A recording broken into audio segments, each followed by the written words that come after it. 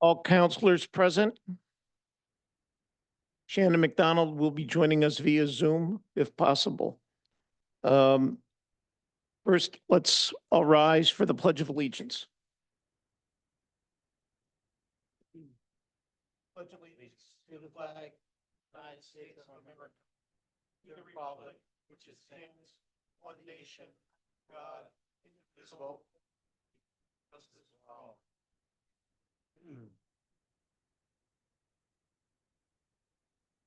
Going to change the agenda a little bit, and we're going to move item number 179 to the front, since Steve Leiber is from Affinity Lighting, has a prior engagement or a pending engagement. Or, I'm sorry, 172. Did I write that? Yeah, 172. My apologies. This is a carryover from our last meeting. Is Steve online? He is not, but I just texted him that we're waiting for him. So I'm happy to answer any questions that you might have about the proposal while Steve jumps on.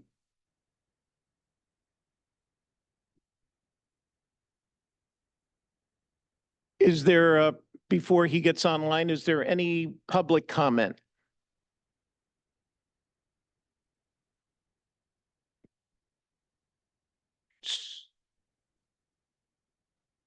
No, just any public comment in general, since we're waiting for Steve.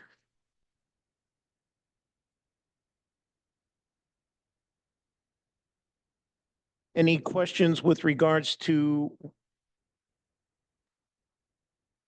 warranties or any issues from the last meeting, Roy? Okay. All right.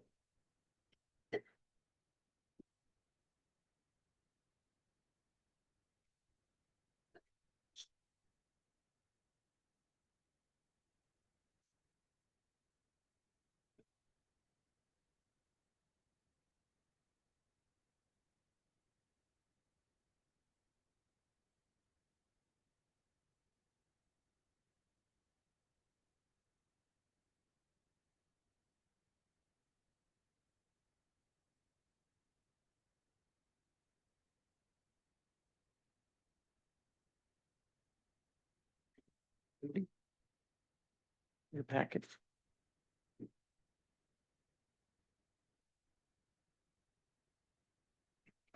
Okay, so Mr. Lieber is now online. All right, Roy, I think you had a question. Hello, good evening. How you doing? I just, not really a question. I just want to express a bit of disappointment with how this process has gone and the information that we got initially. And I believe you've seen the video was sent back to you regarding the conversation we had to do with the warranty. And the question was asked when we were originally looking at this, when we were in sales mode. The question was asked about the warranty and specifically about the warranty of parts and labor. And the question was, at that point, was not addressed, and we were not informed that the labor was not included with the warranty. I just want to express my disappointment with that not being out in the open from the beginning. We found out last meeting after the contract has been accepted and signed and all that stuff that the labor is not part of the warranty process. Thank you. Likely would have influenced some decision during the process. Understood. If you refer back to, I apologize for any misunderstanding. When we talk about warranty, we generally talk about equipment.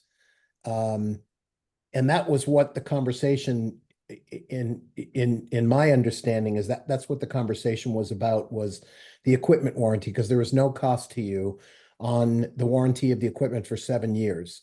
If you refer to page 22 of... I understand it's in the It's in the- in the documentation, but the question was asked straightforward and it was not answered properly.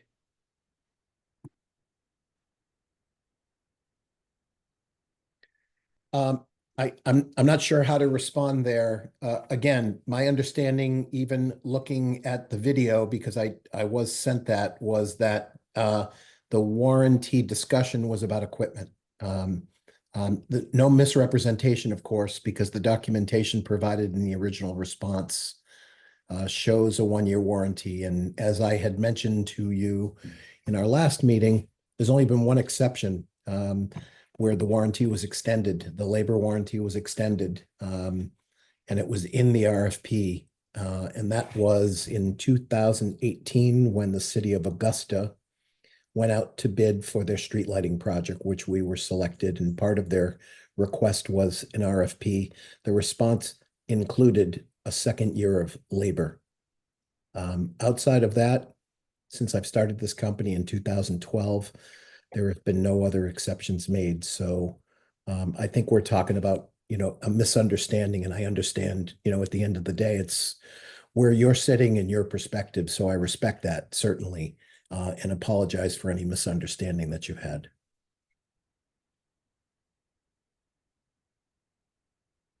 Any other questions from council? Looking for a motion to approve the suggested updates to the LED lighting proposal as presented. Do I have a motion? I'll make a motion. I don't know if this is, okay. Item 172 discussion, okay. I move to approve the LED lighting proposal as updated. Yeah. Okay. Good enough. Do I have a second? Second. All in favor? Motion carries unanimously. Moving on to item number 171, consideration of the zoning ordinance amendments as recommended by the planning board, tabled from the November 18th, 2024 meeting. Any discussion? Thank you. Please. Rick, you have the chair. Yes, Rick Dory. Thank you, Chair of the Planning Board. We met a couple of weeks ago, 2 weeks ago exactly. Got a lot of questions and points and concerns at that meeting. We met last Monday and the Planning Board and others joined us in the process, and we went through page by page and basically addressed all the questions and or issues or concerns or what do you want to call them? And a lot of what we did, and I think I made the point 2 weeks ago, but I'll make it again. A lot of the things we did, probably 80% or more of what we did was reconfiguring versus changing the rules or the regs or anything. It was reorganizing it so it made more sense. A lot of that. And then there was some changes within that we covered at the last meeting. I believe you have a memo that Dawn created showing those questions and the answers to them. I don't think you want me to go through all those again, but they're there for your convenience to review. And reiterate the point that a lot of what's in there in the ordinance is governed by Chapter 1000, LD 2003, which was the cluster housing law that was made not too long ago, and the comprehensive plan. Those are the key drivers of the components and what we paid attention to and changed and so on. So unless you want me to, that document Dawn shared with you covers all those things. The other thing we were very fortunate to have is Pat Ladd joined us. She had a considerable number of questions at your previous meeting, and she was good enough to join us. And we went through, again, she was with us page by page, and we reviewed all those concerns she had or questions she had as well. So we did all that work. We have quite a bit of the board here tonight. I thank them for coming, Dawn and Mark. We've all been heavily involved in this process, trying to make the ordinance make sense the wrong word, to be better organized and cover the details. There was a question that came up after we communicated what you're looking at, and that was from Shannon, and that was about campsites versus campgrounds. And again, I hope you got that information as well. That's been straightened out as well in the document. There's a subtlety when you get off shoreland and away from shoreland, there's a subtlety between 5,000 square feet and 1,000 square feet. We fixed that. So I think we have a pretty holistic review of our ordinance, which was in bad need of reorganization. That's what we were dedicated to do and did and delivered to you. So hopefully you can see that as the work we did on it. Any questions? I think Jamie Steele has a question. Rick, I want to thank you and the whole board for actually doing this and, and Mark and having the whole group and then even having Pat join you guys going line by line, because I know that was probably painstaking, but it was necessary because it's well overdue. So I know that takes a lot of work and effort, and I really appreciate you guys doing that and addressing some of the things that we brought up with you guys last time and correcting them. So it was great work, and I just want to say thank you. Thank you. We appreciate that. Any other questions? Council? Rick? Thank you very, Shannon has a Shannon? question online. My question is, does the planning board need to vote on the updates that were made today? And I do want to thank Dawn for going through that with me, looking at chapter 1000 solely focusing on shoreland districts. So that was good to make those changes, but with those changes, do they need to be approved by the planning board? Oh, I think mainly you're talking about the campsite sizes and inclusion of that. Dawn and I had that conversation earlier today, and you're at liberty to do that, to approve that. What you're approving is the ordinance that we worked on. So that piece of it, we believe doesn't need the board approval. One, it's state law, and it's a matter of how it's constructed in our ordinance. Do I stand that right, Dawn? Yeah. Thank you, Shannon. Anthony or Andy, I'm sorry. More of a curiosity question. What deals with sanitary facilities on campsites? I didn't hear Well, based on the assumption, most campsites are on waterfront property. What deals with sanitary facilities on campsites? that. You got the answer to that? Well, if you have a campsite and you use it every weekend, you need to have some sort of, Are you putting a camper on it? Are you putting a tent site? you might just put a tent platform. It mentioned that in the ordinance. It would. Camper or the we would van. we would look under the subsurface and see what the law is under subsurface. I don't for- think you can do anything, can you? You can put a privy on it. You can put a privy on it. Why not? Okay. Privies are allowed. They're designed by a site evaluator, can be placed on property for legal means of disposal. You can't use plastic or what we call Tupperware toilets. Those can't be temporary use. They have to be an approved design by a site evaluator. Okay. Thank you, Mark. Thank you for clarification on that somewhat stinky subject, Mark. Thank you. Any other questions? Yes. I don't have a question. Thank you, folks. Thank you very much. And thank you to the planning board again for their consideration and diligence in putting this all together. Thank you very much. I'm looking for a motion to approve the zoning ordinance amendments as recommended by the planning board. All in favor? Motion carries unanimously. I also make a motion to waive the second reading of the zoning ordinance amendments as recommended by the planning board. All in favor? So moved unanimously.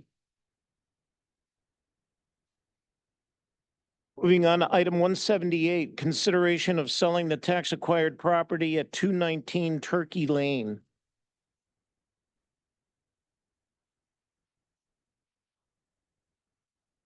I have a second.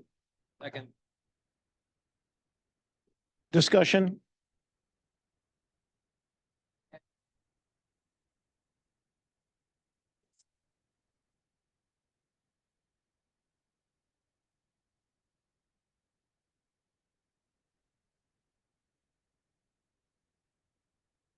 Could you identify yourself, please? Yes, my name is Jackson Ladd with Homestead Realty. But Jackson, with this piece of property, I mean, I guess I'm trying to just move it. I know that, and do you think that's a fair market? I mean, I know that's your expertise. Yeah. But I'm wondering, it might be a little too high price. I don't want to be sitting on this thing, and I just like to have it kind of be moving along, because I know it's in Absolutely. a state of And disarray.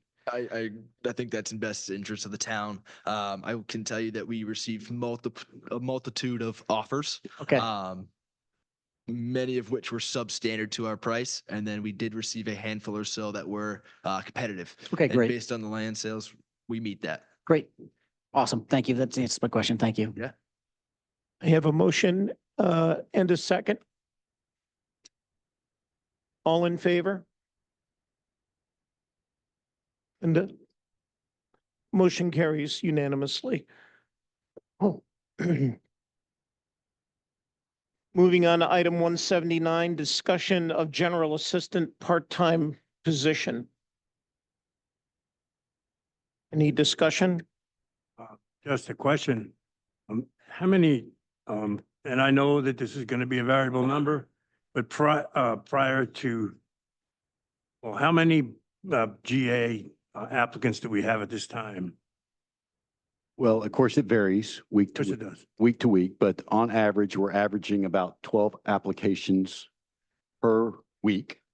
Whereas in the past, and I'm looking to Linda here to confirm this number, we had about 1 or 2 applications per month. So you're looking at the difference between 1 or 2 applications per month to nearly 50 per month now. And is it appropriate to ask where the source of those applications are coming from? Certainly. So I think, and we have here Judy Martin, who's our part-time GA administrator. And she said that probably 95% or more of those are from recovery homes. And of course, Winthrop is home to the largest recovery home in the state with 53 beds. So that's obviously a large driver. And part of that number is because previously, when we had such a small caseload, we were approving assistance for 1 month at a time. So we typically approve assistance for no more than 30 days. And then an applicant has to reapply if they need assistance beyond that. Because we have Judy, who's dedicated to this for a full 15 hours a week, she approves assistance only in 2-week blocks. So someone gets assistance for 2 weeks, then they have to come and reapply for that and meet the conditions that she might set for them in order to qualify for additional assistance. Jamie, Saving money by Andy, excuse me, shortening the time. Andy, So, Jamie has the, so I just heard you say something. She's working 15 hours a week. What are her hours currently today? Like per schedule? 8 to 1, Monday through Wednesday. Okay. So what happens on the other days that she's not here? So fortunately, well, I guess you could say fortunately, but because so many of those applications are coming from the recovery homes, Judy has worked with the recovery homes to ensure that they submit those Monday through Wednesday, and then she's able to deal with them then.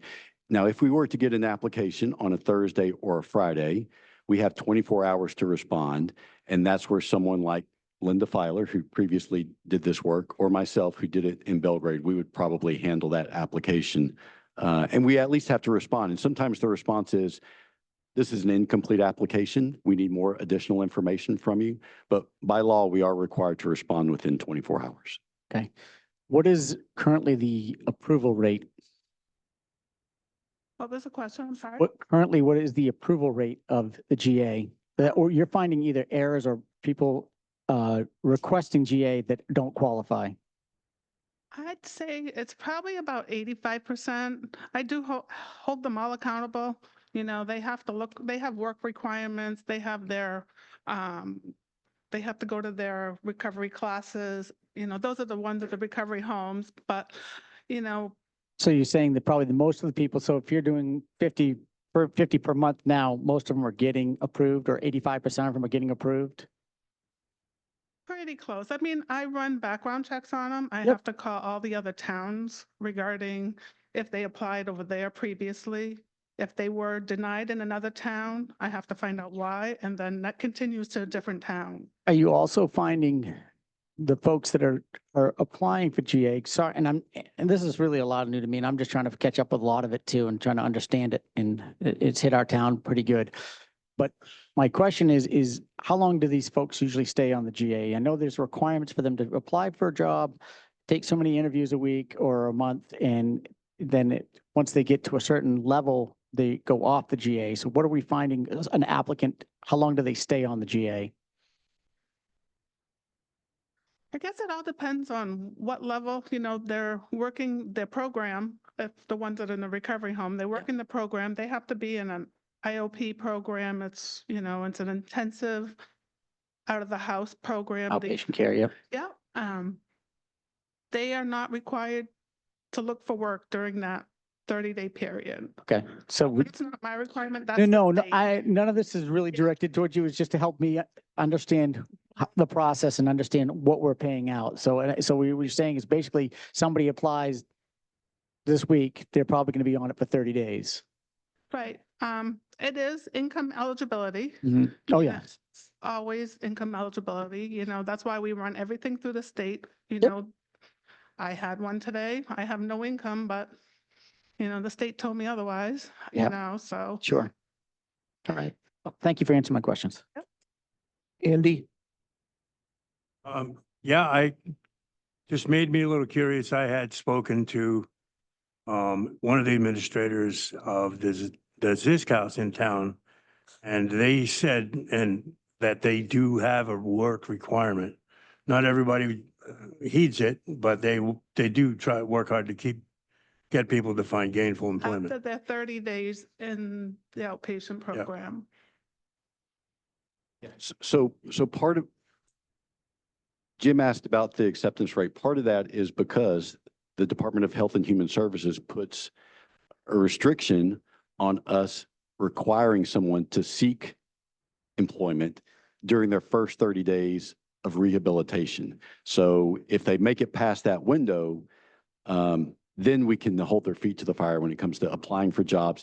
And they're not allowed to turn down a job offer. So that's one of the things Judy has to follow up with is, did any of the people that they interview with offer them a job? And if we find out that they did, then they no longer qualify.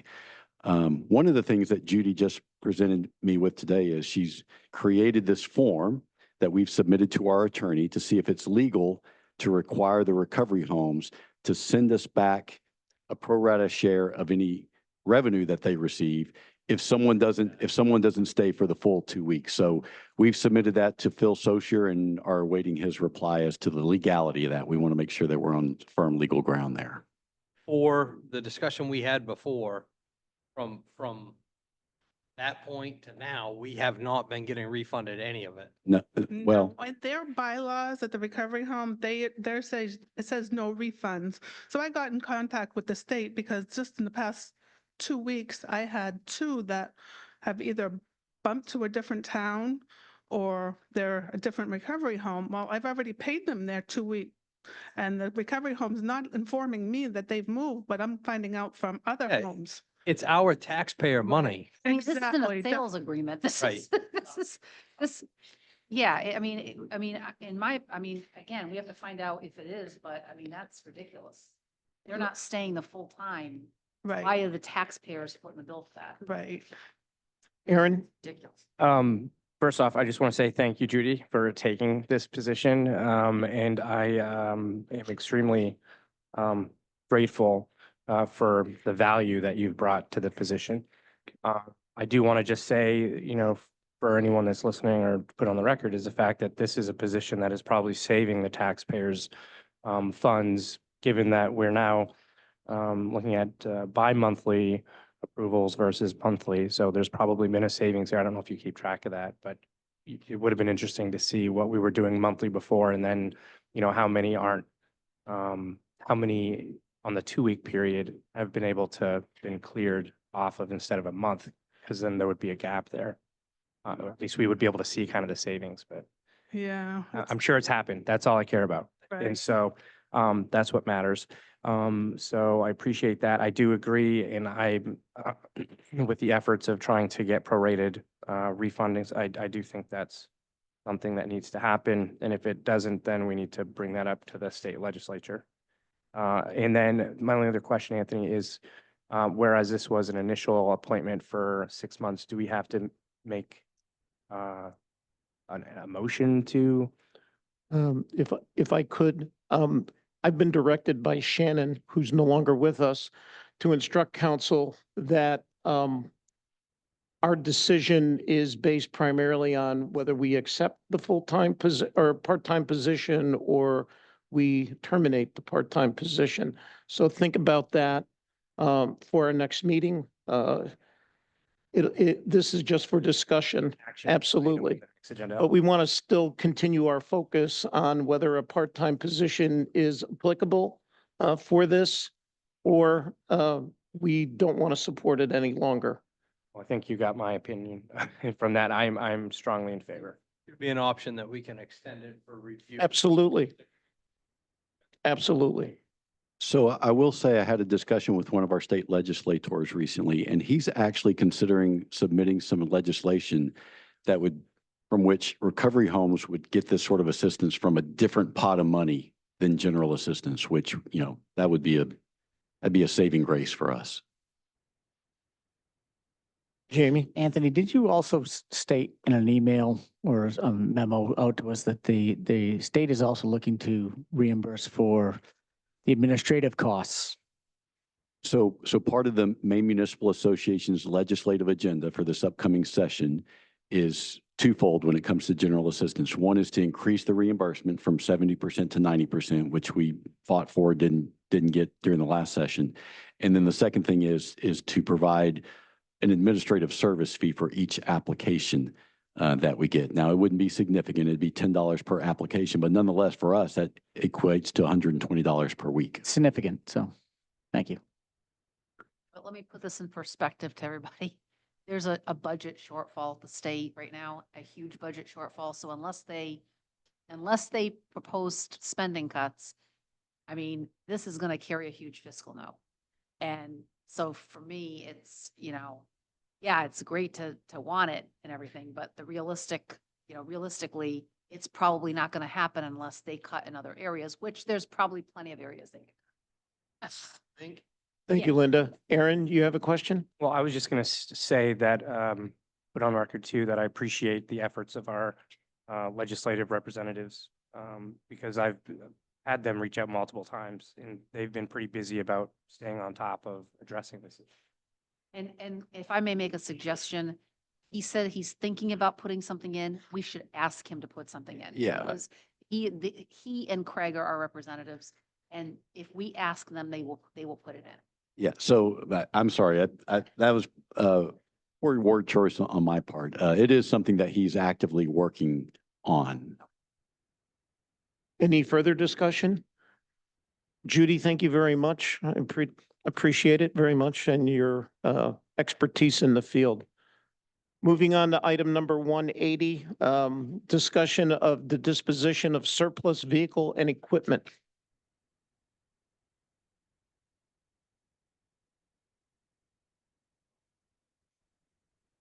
I expressed, my comment is I expressed my displeasure with the surplusgovernmentvehicles.com. I would like to go back to the old way where we posted it on the website or social media so people can actively bid. Typically, it's a resident within the community.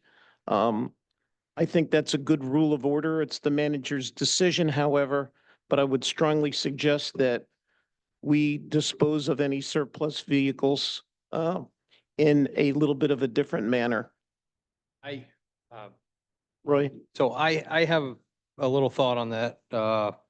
I agree with you to a point, on some of the vehicles. Vehicles and equipment that would be likely purchased by somebody local, cars, trucks, pickups, that sort of thing. However, we need to decipher between that and some of our other equipment, being ambulances, stuff that somebody from town is not likely to purchase. I think that I do think a broader audience in that particular scenario would be beneficial.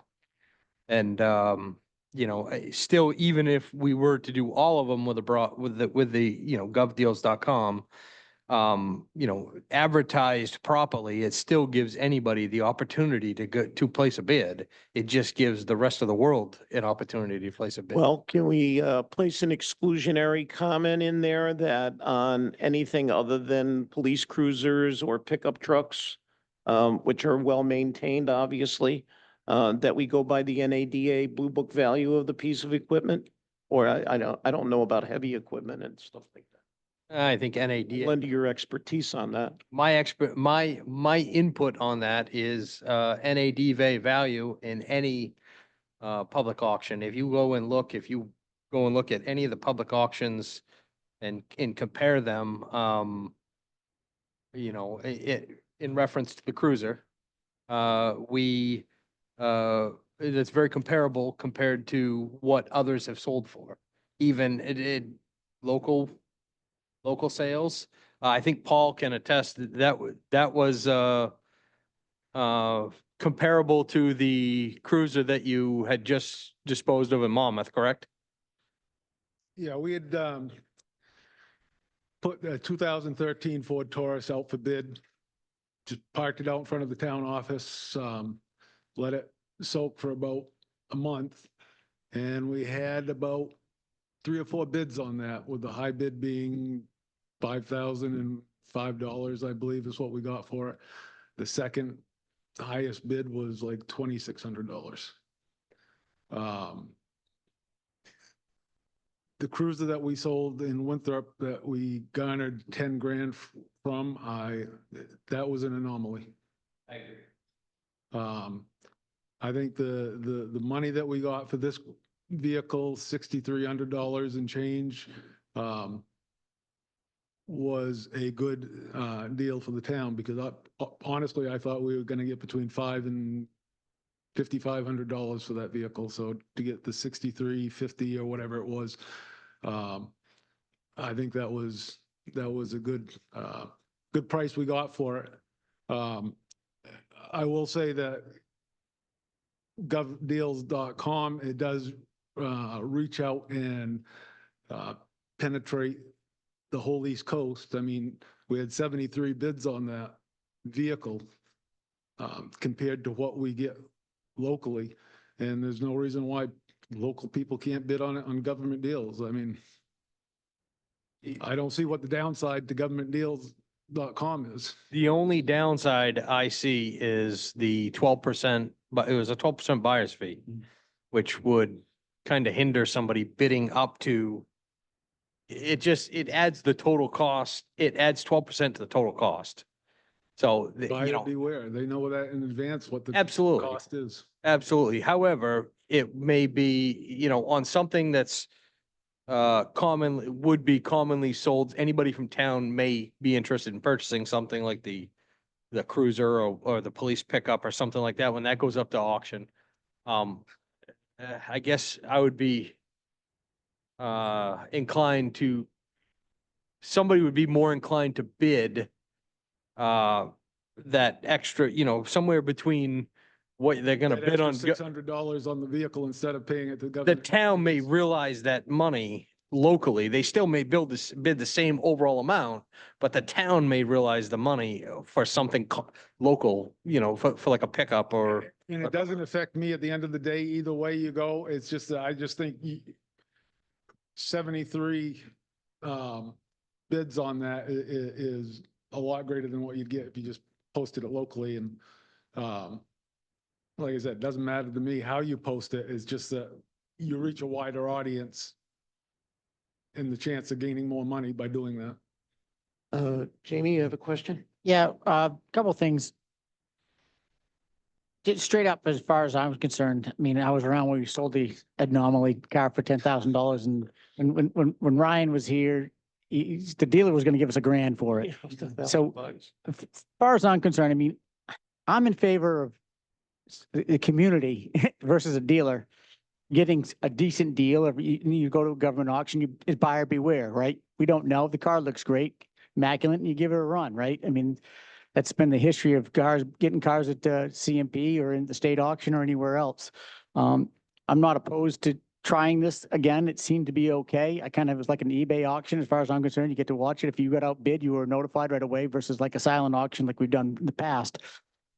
I do have a problem with this here, the disposal of a surplus property was way before my time, but and some of these people aren't even around anymore because Anthony and Linda are still here. But I'd really like to talk about, the town manager's authorized to dispose of surplus property having the estimate value of $20,000 or less. I mean, I really think that it comes back to the council to make a decision how we're going to sell something and maybe set a price of where we want to be at it. But I'm not opposed to somebody getting a good deal on something that we're done with. I mean, I just soon have a community member pay $1,000 for an old cruiser because I don't want the dealer to beat up and turn around and sell the thing. I think, The deal is not losing money on it. correct. I totally agree. And I just think it comes back and I put it in our funds back to what's going to be for the next purchase, right? And it sets us up in that fund balance to get set forward, us for the next purchase. So those are my thoughts, but I really like to have the discussion about this at some point and revise this versus just nothing against Anthony. I just don't think I'd rather leave it in the town manager's possession or authority. I think we need to make that decision. Mr. Chair, Shannon had her hand raised online for a bit. Sorry, go ahead, Shannon. So I just wanted to circle it back around to a policy for a minute. Right now, we have a council order from 2019, and that was authorizing the town manager to dispose of property under $20,000. And so I wanted to just ask if that is something that the council feels comfortable with, or if that is something that there's anything that we would like to see different. For example, also tying back into the purchasing policy. Now, are we comfortable sitting there and allowing the town manager to sell something valued under 20,000 and then move it over into, according to our purchasing policy, to another department? How do we want to see that work? Is that okay? Do we I have think issues with Aaron's the first. policy? I didn't hear what she said. Well, I was gonna kind of go in a different way with this. I don't want to, I don't want to micromanage, I'm assuming there was a reason that this memo was drafted, signed off on, and I'll obviously defer to Linda and Andy in a moment. But I think that there may be, I don't want to get into the administrative side of telling, the departments what's best. I get that we want to save money, but I think when we get into that, then we can kind of hamper the ability for the departments to operate efficiently and effectively. If they think that we're going to turn around and do something, then they might change their mind. I just think that we would be interfering with the administration, town administration. So that's my thought there. Second, Paul, I was going to ask, when you, right now, are we at a yearly turnover for cruisers? Roughly Usually one a year. one a year, right? And then when you, Unless we wreck one in the meantime. oh yeah, I know, yeah. The radios and stuff, does that you're not repurchasing the radios, that just gets taken out of the cruiser? And There's certain equipment within the vehicle that can be reutilized. When they change a body style on a vehicle, right, we can't reuse the cages. So there's certain items that you can't reuse. Between 19 and 20, they changed the body style on the Fords. So we had to go in and get all new equipment. From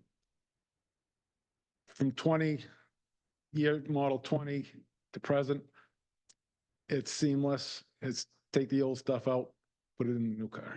in the last, And there are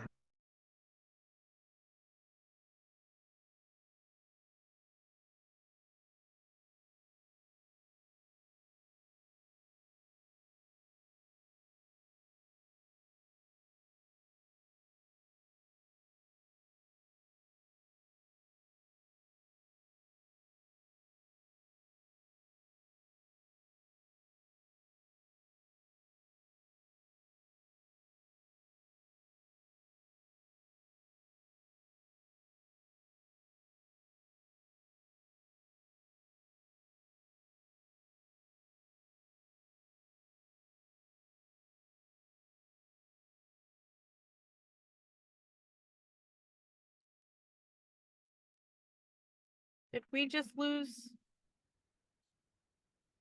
the meeting?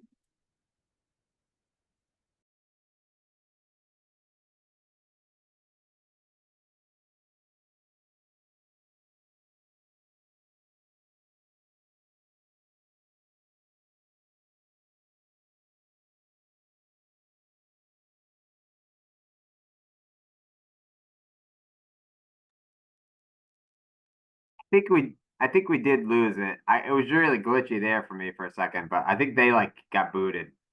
Okay, thank you. I just sent Anthony a message and I just said, did the Zoom drop or was that just me? Because I'm also on the road. It shows I still have good signal. Yeah, I'm home right now, and I'm fully on. I don't know what's going on with it, so it still says it's recording now too. So odd.